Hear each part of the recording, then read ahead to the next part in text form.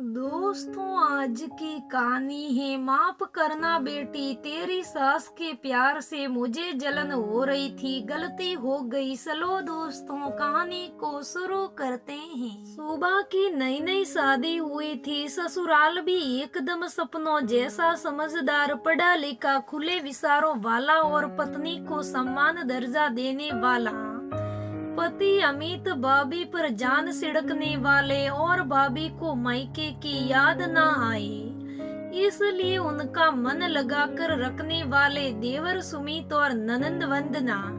वही बहू को बेटी जैसी आजादी देने वाले और माँ जैसे, पिता जैसे प्यार करने वाले सास ससुर आनंदिता जी और मोहन जी।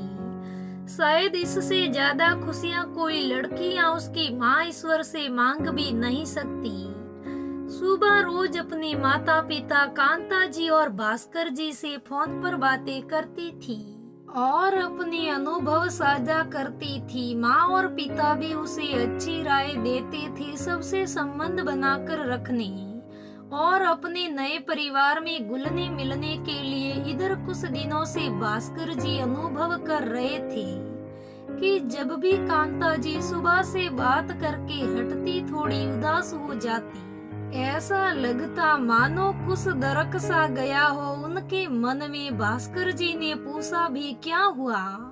कहीं कोई ऐसी बात तो नहीं है ना जो मेरी बेटी मुझसे छिपा रही हो? वो ठीक है ना?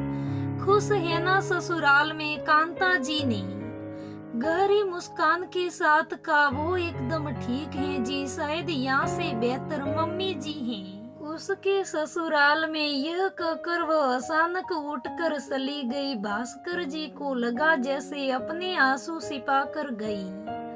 काफी सोचा भास्कर जी ने। जब कांता जी सुबह से बात कर रही होती तो वही बैठे रहते, उनकी बातों को समझने की कोशिश करते। कांता जी से बहुत से ऊट पटांग सवाल पूछकर और घुमा फिरा कर पता करने का प्रयत्न भी किया। कुछ दिनों में आखिर भास्कर जी को कांता जी की तकलीफ का पता चल ही गया। असल में कांता जी अपनी बेटी सुबह से बहुत जुड़ी हुई थी। सुबह का छोटा भाई रौनक भी सुबह के 7 वर्ष का होने पर आया तो कांता जी और सुबह का नाता माँ बेटी, बहनें और सहेलियों के रिश्ते का मिला जुला रूप था। भाई बहन की अनुपस्थिति में कांता जी ही अकेली सहेली थी। सुबह की वह अपना सब कुछ माँ से ही साझा करती और उसकी हर परेशानी का हल माँ ही बताती। भाई के आने के बाद भी चीजें नहीं बदली। कांता जी की प्राथमिकता और अधिक लाड प्यार सुबह के हिस्से ही था हमेशा। शायद यही कारण था कि सुबह के मुंह से बार बार अपनी सास की बड़ाइयां सुनकर कांता जी थोड़ी असहज हो रही थी। दिल से वे अपनी बेटी के लिए बहुत खुश थी। भगवान से प्रार्थना करती थी कि बेटी के जीवन में यही सुख हमेशा बनाए। मेरी बेटी के जीवन में हमेशा खुशियाँ भर के रखना भगवान। पर जब अपनी बेस्ट बड़ी वाली जगह अंदिता जी को जाती दिखती तो थोड़ा विचलित हो जाती कांता जी। आखिर 25 वर्ष तक अपनी लाडो की बेस्ट बड़ी थी वे। जब कांता जी शाम की चाय बना रही थी तो भास्कर जी ने आलू की पकौड़ियाँ तल ली और दोनों जाकर बालकनी में बैठ गए। 3 दिन पहले ही कांता जी नर्सरी से एक नया सुंदर गुलाब का पौधा लाई थी। बड़ा सुंदर लग रहा था वो गमले में। उस पर 2 पीले गुलाब भी खिले थे। भास्कर जी ने प्यार से गुलाबों को सहलाया और कांता जी से बोले, अरे वो नर्सरी वाला कब आएगा इस गुलाब के पौधे को पानी देने? और ये देखो, इस पर बहुत छोटे से कीड़े दिख रहे हैं। नर्सरी वालों को बोलो आकर दवा छिड़क दे इस पर। कांता जी आश्चर्यचकित होकर बोली, अरे पानी डालने नर्सरी वाला क्यों आएगा?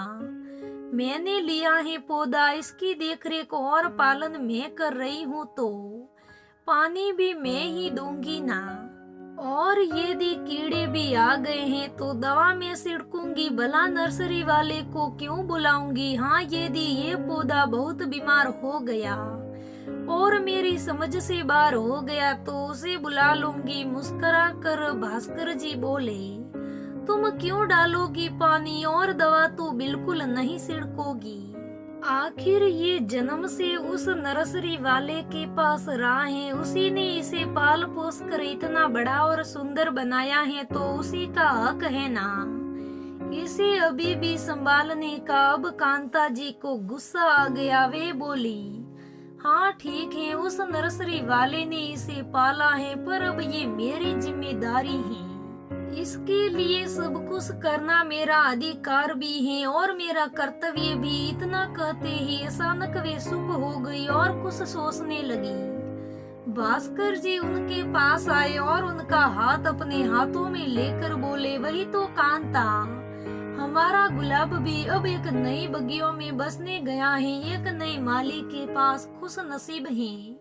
हमारा गुलाब की उसे इतना संभालने और प्यार करने वाला माली मिला है, जिसने उसे एक दिन भी मुरझाने ना दिया। फिर क्यों हम पुराने माली उदास हो बैठे हैं। हमें तो खुश होना चाहिए कि हमारा गुलाब और खिल गया है। भगवान ना करे यदि किसी दिन हमारे गुलाब को कोई बड़ी समस्या हुई तो उसके जन्मदाता हम ही तो संभाल पाएंगे उसे। उसके नए माली के साथ मिलकर कांता जी की आंखों में आंसू थे और चेहरे पर मुस्कुराहट। वे अचानक उठकर अंदर चली गई तो भास्कर जी पीछे पीछे देखने गए। अंदर जाकर देखा तो कांता जी सुबह से फोन पर बोल रही थी, बेटा तेरे उस लहंगे पर कैसी सुंदरी अच्छी लगेगी, वो मुझसे क्यों पूछ रही है ना तेरी मम्मी जी वहाँ, उनसे पूछ। और हाँ, अब तो उनकी बगियों का फूल है, तुझे संभालना उनका अधिकार भी है और कर्तव्य भी। तो भाई अब तो जाने। और तेरी मम्मी जी भास्कर खड़े खड़े मुस्कुरा रहे थे।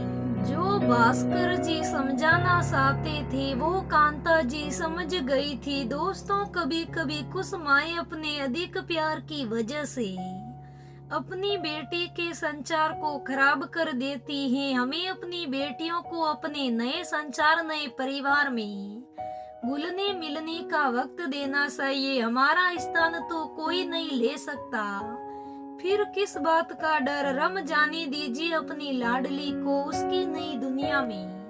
तो दोस्तों, आज की ये कहानी यहाँ पर ही समाप्त होती है। कैसी लगी आज की कहानी मुझे कमेंट करके जरूर बताइएगा। अगर कहानी अच्छी लगे तो लाइक करना, शेयर करना, मेरे चैनल को सब्सक्राइब करना। धन्यवाद दोस्तों, हम फिर मिलेंगे अगले वीडियो में।